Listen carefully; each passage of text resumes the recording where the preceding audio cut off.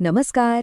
ચાલો આજે સમયમાં થોડું પાછળ જઈએ અને એવા કેટલાક તેજસ્વી દિમાગને મળીએ જેમને કદાચ ઇતિહાસ ભૂલી ગયો છે પણ જેમનું કામ એમણે દુનિયા બદલી નાખી. સવાલ એ છે કે શું આધુનિક વિજ્ઞાનના ઘણા પાયા પ્રાચીન ભારતમાં નંખાયા હતા? જ્યારે પણ આપણે વિજ્ઞાન વિશે વિચારીએ ત્યારે મગજમાં શું આવે? મોટે ભાગે આધુનિક લેબ્સ, પશ્ચિમી વૈજ્ઞાનિકો, બરાબર ને? પણ શું બધી મહાન વૈજ્ઞાનિક શોધો આધુનિક જ છે? ચાલો આજે આ જ માન્યતાને થોડીક હલાવીએ અને જોઈએ કે જ્ઞાનના મૂળ ખરેખર કેટલા ઊંડા છે. તો તૈયાર છો? ચાલો એક એવી દુનિયાની સફર પર નીકળીએ, એક ખોયાયેલું વિશ્વ જ્યાં જીનિયસ રહેતા હતા અને કદાચ આધુનિક વિજ્ઞાનની શરૂઆત પણ ત્યાંથી જ થઈ હતી. આપણે વાત કરી રહ્યા છીએ પ્રાચીન ભારતના એ વૈજ્ઞાનિક વારસાની, એ સમયની જ્યારે ગણિત હોય, ખગોળશાસ્ત્ર હોય કે પછી મેડિસિન, ભારત દુનિયાને રસ્તો બતાવી રહ્યો હતો. તો સૌથી પહેલાં આપણે એ માસ્ટર્સને મળીશું જેમણે આકાશ અને અંકોના રહસ્યોને ઉકેલ્યા, જેમણે બ્રહ્માંડના કોયડા ઉકેલ્યા હતા. અને આ લિસ્ટમાં પહેલું નામ આવે છે આર્યભટ્ટ, જેમને આપણે ભારતીય ગણિતના પિતામહ કહી શકીએ. એમણે આર્યભટ્ટિયમ અને દશગીતિકા જેવા ગ્રંથો લખ્યા અને એમાં ગણિત અને ખગોળશાસ્ત્રના એવા સૂત્રો છે જે આજે પણ આપણને વિચારતા કરી દે કે આ કેવી રીતે શક્ય હતું. પણ આર્યભટ્ટ માત્ર ગણિતશાસ્ત્રી ન હતા. વિચાર કરો, કોપરનિકસના લગભગ 1000 વર્ષ પહેલાં એમણે કહી લીધું હતું કે પૃથ્વી ગોળ છે અને એટલું જ નહીં, એ પોતાની ધરી પર ફરે પણ છે. એ સમયે ચંદ્રગ્રહણનું સાચું કારણ શું છે? એમણે કહ્યું કોઈ રાક્ષસ નહીં પણ પૃથ્વીનો પડછાયો. કેટલું સાયન્ટિફિક! અને હા, શૂન્ય, જેની શોધમાં એમનો ખૂબ જ મહત્વનો ફાળો હતો. અને હવે પાઈની વાત કરીએ. આજે તો આપણી પાસે સુપર કમ્પ્યુટર્સ છે, પણ આર્યભટ્ટ એમણે 5મી સદીમાં કોઈપણ ટેકનોલોજી વગર પાઈની કિંમત 3.14 જેટલી સચોટ શોધી કાઢી હતી. આ ખરેખર અકલ્પનીય છે. ચલો હવે આગળ વધીએ અને મળીએ બ્રહ્મગુપ્તને, એક બીજા મહાન ગણિતશાસ્ત્રી. એમનો ગ્રંથ બ્રહ્મસ્ફુટ સિદ્ધાંત, એમાં ગણિતના કેટલાય મૂળભૂત નિયમો અને સમીકરણો આપેલા છે.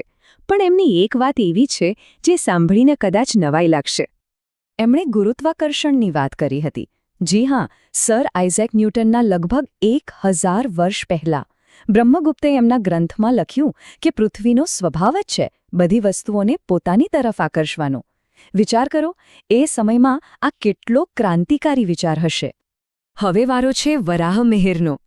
એ એવા વૈજ્ઞાનિક હતા જેમને આપણે ઓલરાઉન્ડર કહી શકીએ.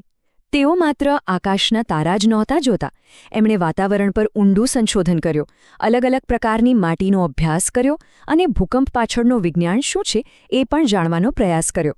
ખરેખર એક ઇન્ટરડિસિપ્લિનરી સાયન્ટિસ્ટ. તો ચાલો એક ઝડપી રીકેપ કરીએ. આર્યભટ્ટે પાઈની ગણતરી કરી અને ગ્રહણ સમજાવ્યા, બ્રહ્મગુપ્તે ગુરુત્વાકર્ષણની વાત કરી અને વરાહમિહિરે પૃથ્વી વિજ્ઞાન પર સંશોધન કર્યું.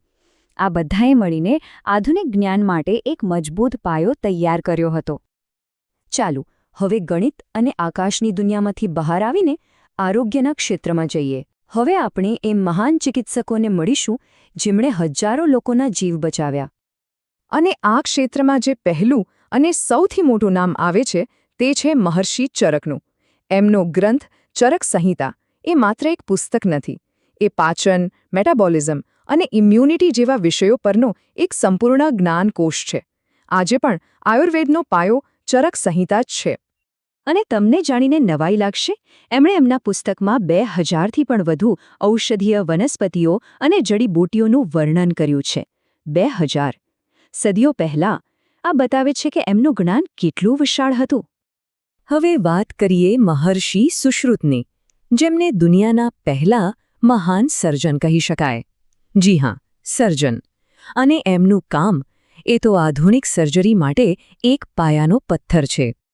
એમની સર્જિકલ ટ્રેનિંગની રીત જુઓ, કેટલી આધુનિક હતી. પહેલું સ્ટેપ પુસ્તકોનો ઊંડો અભ્યાસ, બીજું સ્ટેપ મેણના મોડલ પર કાપકૂપની પ્રેક્ટિસ, અને ત્રીજું સ્ટેપ મૃત શરીર પર પોતાની સ્કિલને વધુ સારી બનાવવી. કંઈક આજના મેડિકલ સ્ટુડન્ટ્સ જેવું જ લાગે છે ને? અને એ કોઈ સામાન્ય ઓપરેશન નહોતા કરતા. એ સમયે એમણે જટિલ ઓપરેશનોમાં મહારત મેળવી હતી. પથ્થરી કાઢવાથી માંડીને પ્લાસ્ટિક સર્જરીના શરૂઆતના સ્વરૂપો સુધી, ખાસ કરીને નાકની સર્જરી. વિચાર કરો, હજારો વર્ષ પહેલાં આ લેવલની સર્જિકલ સ્કિલ? ખરેખર અદ્ભુત.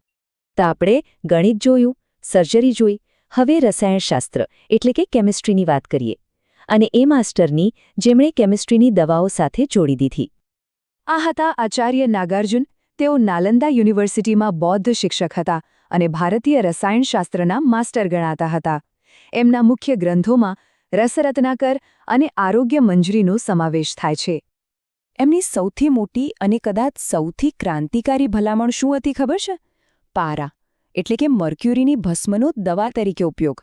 એમણે પહેલીવાર આ સૂચવ્યું હતું. એ સમયે કેમિસ્ટ્રી અને મેડિસિનનું આ એક અદ્ભુત મિશ્રણ હતું.